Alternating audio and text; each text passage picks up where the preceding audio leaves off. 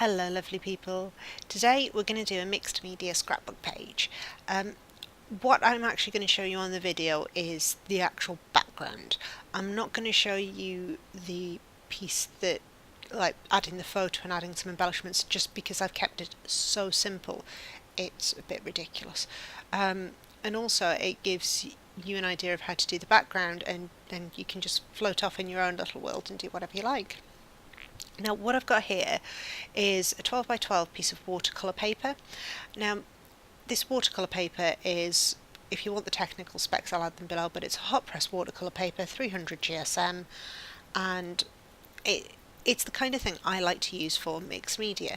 It holds water really well, it gives a good strong background, and on the plus side it's white, so I don't have to paint it white because things show through.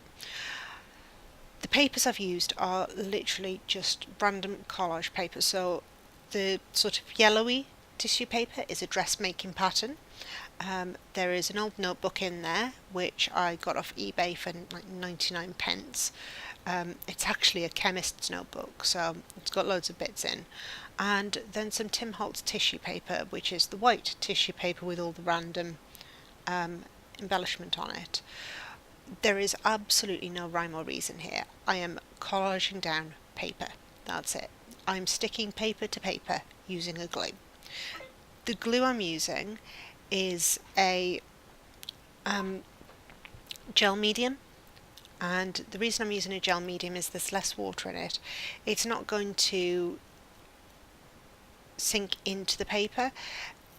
It really just allows me to work a lot more easily with a lot less wrinkling, a lot less tearing of things. It is just my preferred glue, if you like. It's easy to get hold of, really easy, and it doesn't just act as a glue, it has plenty of other applications too. So whilst we're creating this, I've not got a particular method here. It's more to make sure the paper is adhered to, the background paper, and I've got a layer of glue underneath and a layer of glue on top of the paper, and the reason for this is it helps to hold it all together. It means that in 10, 20, 15, 30, 40 years you're not going to have bits of paper peeling. Whereas, you could use Pritt Stick for this, but it's just not going to last as long. So I have childhood scrapbooks where I've used Pritt Stick to put these in place, and in my childhood scrapbooks, the pieces of ephemera that I've stuck down with Pritt Stick, I can literally just peel off now. Yes, some of them are like 25 years old, but they don't last. It doesn't last as long. A gel medium will last longer than a Pritt Stick, but there's no harm in using that. And the same way, you could use PVA glue, you could water it down a bit if you wanted to. The only thing you've got to watch using the wet glues is you may well get some buckling with the paper, and you're more likely to tear any tissue paper that you're putting on. But it's all part of the effect. There's pieces on this of the tissue paper and the dress pattern that have torn, and I've just glued over them and gone with it. It's just making the most of what's there. Now, once I've been around the edges, just to make sure everything's as sealed as possible, I'm going to dry it. It's really important that when you're doing mixed media, we work in layers and we dry each layer thoroughly before moving on to the next one. So unfortunately, it does mean drying time, but on the plus side, it means you can go and get a cup of coffee, you can change your water, you can go and take a shower whilst it dries, for all it matters. But I'm going to use my heat gun here, and I'm going to go over the entire piece.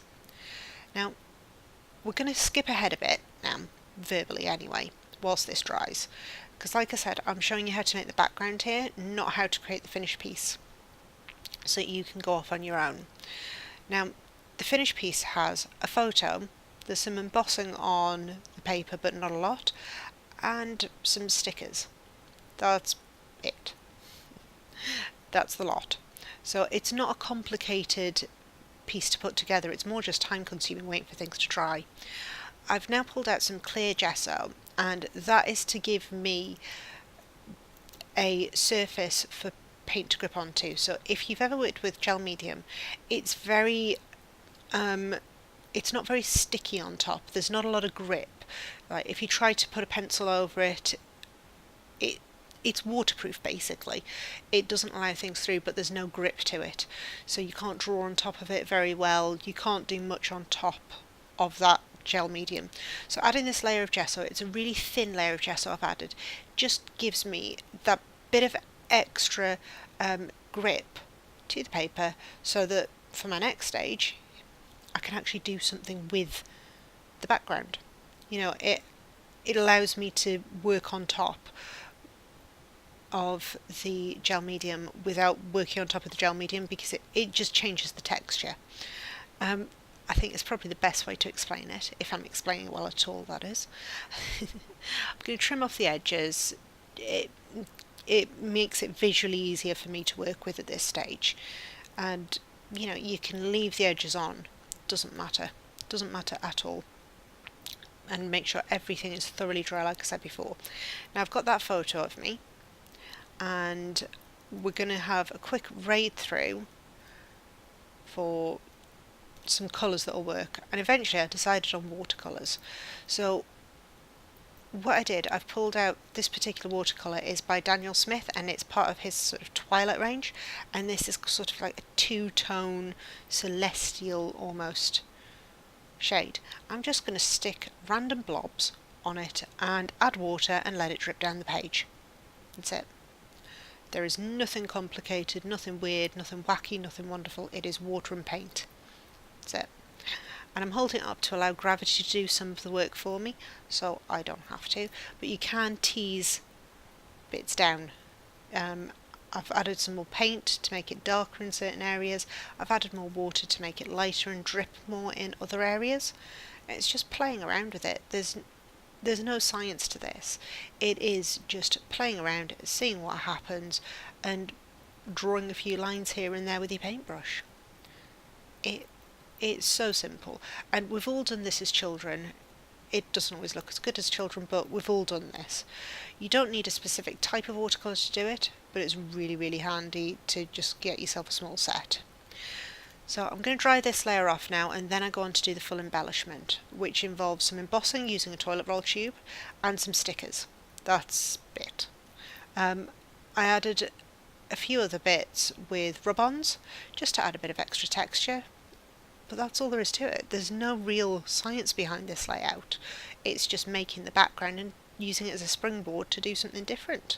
So I hope you enjoyed this video. I hope you'll subscribe, and I will see you soon. Take care. Bye.